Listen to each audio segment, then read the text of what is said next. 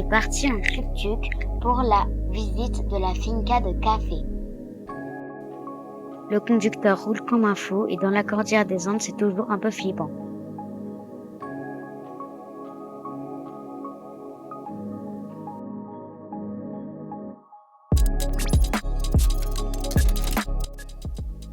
Dès que nous arrivons, le monsieur nous montre comment planter les petites graines de café. Il nous dit qu'il faut attendre 3 mois avant qu'elles poussent. Ça y est, nous voilà équipés pour aller travailler comme de vrais campesinos colombiens. Ce qui est assez surprenant, c'est que sur une branche, on peut trouver des fleurs, des graines rouges et des graines vertes. Mais les graines peuvent être aussi détruites à cause du moustique. Ensuite, Jaime nous explique comment dépulper quand il n'y avait pas d'électricité. Waouh, d'accord, dépulpe comme ça. D'accord. Quand l'électricité est arrivée, des machines plus sophistiquées faisaient le travail. Ensuite, Jaime nous a montré comment nettoyer les graines de café. Ça permet aussi de les trier. Les moins bonnes flottent et les très bonnes coulent. Ensuite, Jaime fait sécher les graines, d'un côté les bonnes et d'un côté les mauvaises, prêts pour l'exportation. T'as vu la graine dedans? Non, fais voir. Regarde, quand tu fais ça, Ensuite, ils les font torréfier, mais Jaime les fait torréfier à la coopérative. Du coup, on ne verra donc pas. Par contre, ça a l'air vraiment bon.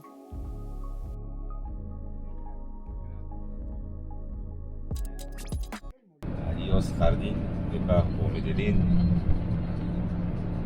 Dans la brume et sous la pluie. Comme d'habitude, La Colombie. Les paysages de la cordillère des Andes s'enchaînent à notre plus grand plaisir, les villes aussi.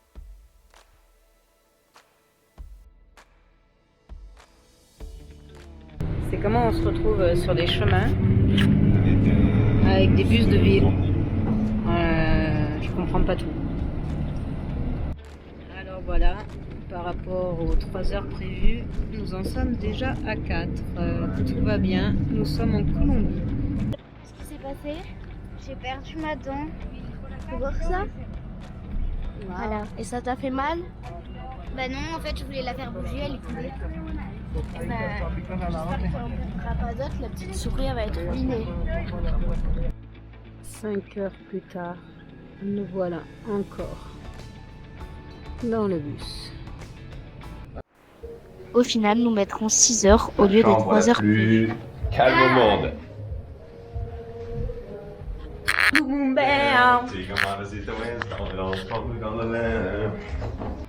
Réveil matin, 7 heures. On n'a rien dormi parce que vous voyez là, cette jolie petite avenue qui fait plein de bruit, c'est une chose. Mais là, juste là où il est en train de mettre les chaises, là c'est une discothèque. Voilà, donc jusqu'à 5 heures du matin, de la musique. À fond. À fond. C'était horrible. Par contre, la découverte d'un nouvel hôtel plus calme. Hein Lily? Journée sin discoteca. Alors l'hôtel était très bruyant, donc on en a trouvé un autre. Il est paradisiaque. Il y a 4 lits simples séparés. Bon, les parents ils se décolleront s'ils veulent. C'est le paradis.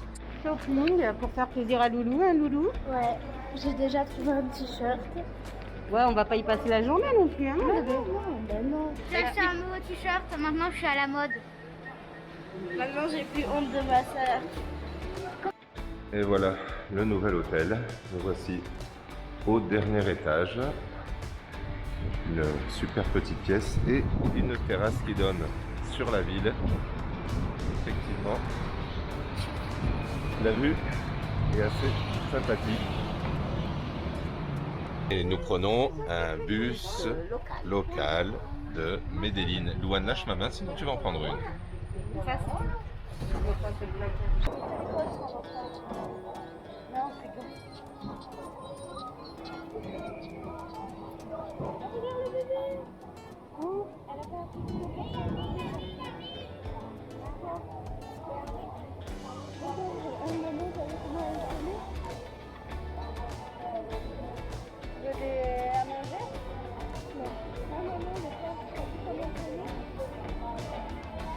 Bah voilà les belles statues que je voulais voir.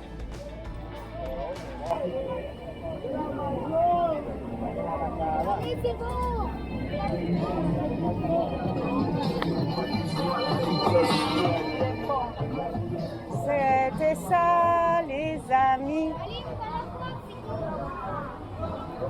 C'est pas la pluie qui va nous tuer. Ouais.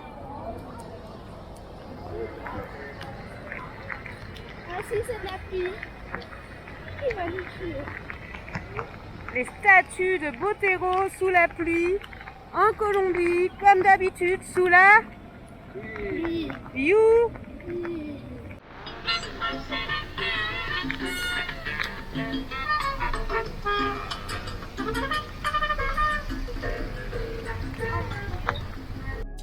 Pour comprendre l'histoire de la Colombie, nous prenons un guide.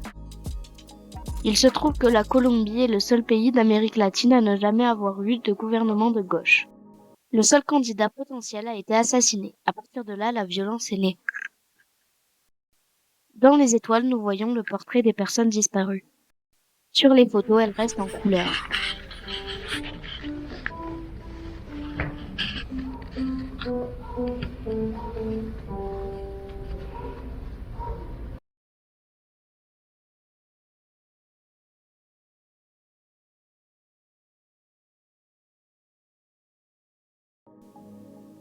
Puis nous partons à la visite de la Comuna 13 vue du ciel. Par métro aérien, voire téléphérique, qui ont été construits pour les habitants. Même à la Comuna 13 aujourd'hui, on trouve 33 quartiers environ. Et avant, c'est-à-dire dans les années 80-90, chaque quartier avait une gangue. Ça veut dire qu'il y avait en total 33 gangues qui s'élevaient entre eux toujours. Et il y avait aussi des frontières invisibles. Alors si tu habitais ici par exemple, et tu ne savais pas qu'il y avait une frontière invisible, tu passais par là, tu pourrais te faire... Tu te prenais une balle. C'est ça. Comme dans le film. Ouais, comme dans le film hier. Ouais, c'est la réalité. Aujourd'hui, au moins, ils sont propriétaires, ils ont de l'électricité, de l'eau, autoroute, téléphérique. Avant, ils n'avaient rien. La passerelle, Avancer les filles. Puis nous partons manger chez une famille colombienne qui a connu la violence. Ils ne sont pas si vieux que ça, ils doivent avoir 60 ans.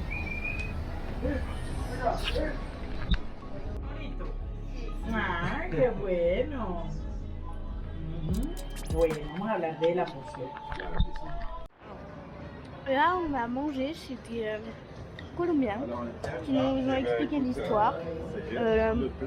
Tout sera expliqué avec la voix off pendant les photos qui défileront.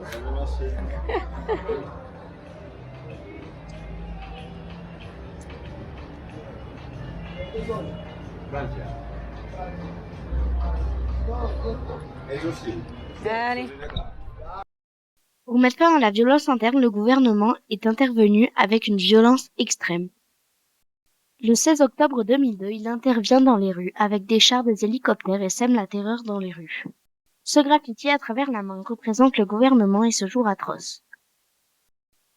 On y voit la jeune femme, triste, en gris. Puis vient la reconstruction, avec la couleur et la jeune femme qui se transforme en Pachamama. La Pachamama représente la mère nourricière.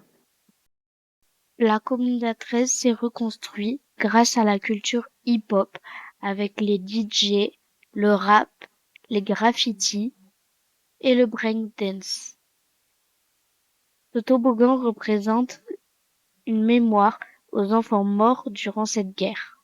On peut en retrouver plusieurs dans la Comuna 13. Les escaladors ont remplacé Les escalators ont remplacé 500 marches. Les escalators, ils ont remplacé 500 marches. Ah Donc ouais. quand il n'y avait pas les escalators, les habitants devaient monter 500 marches.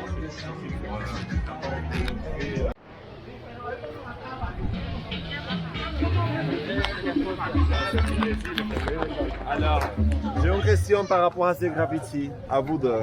Quel animal se répète 4 fois ici? Ah bah. Très bien. Pourquoi pensez-vous que l'artiste a choisi l'éléphant? Non. Qui vient d'Afrique. La mémoire. La mémoire. Oh, bien vu. Ils sont nuls. L'éléphant, c'est l'animal de la mémoire. D'accord? L'artiste qui s'appelle Chota Tres a choisi l'éléphant parce qu'il soulève l'importance de ne pas oublier. Chaque éléphant représente un élément de la culture hip-hop. Le breakdance, le rap, Ah. le DJ Ah. et le graffiti. Le plus important. Du côté gauche, attention là. Du côté gauche, nous avons l'Afrique. Du côté droite, la communatrice. Pourquoi l'Afrique? Parce qu'on vient tous de l'Afrique. Alors c'est une représentation de la cosmogonie de la communatrice. Et de la musique et de la danse, ça y en a à chaque coin de rue.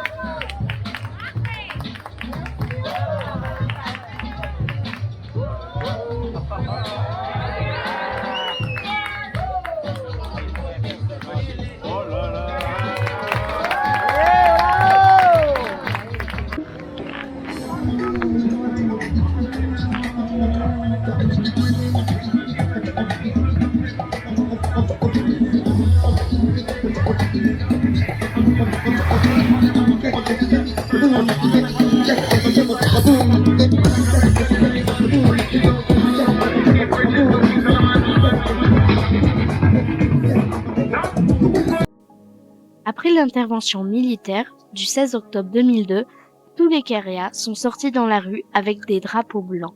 Chaque habitant avait un drapeau blanc. Le drapeau blanc qui signifie la paix.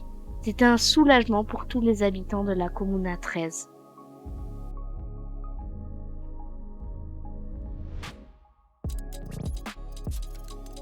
Avant l'intervention militaire, les gens ne pouvaient même pas sortir de chez eux, sinon on leur volait leur maison. Leurs enfants étaient kidnappés et ils se faisaient prostituer pour rapporter de l'argent. Des fois, les familles essayaient d'envoyer leurs enfants en ville pour les protéger. Ils ne les revoyaient jamais.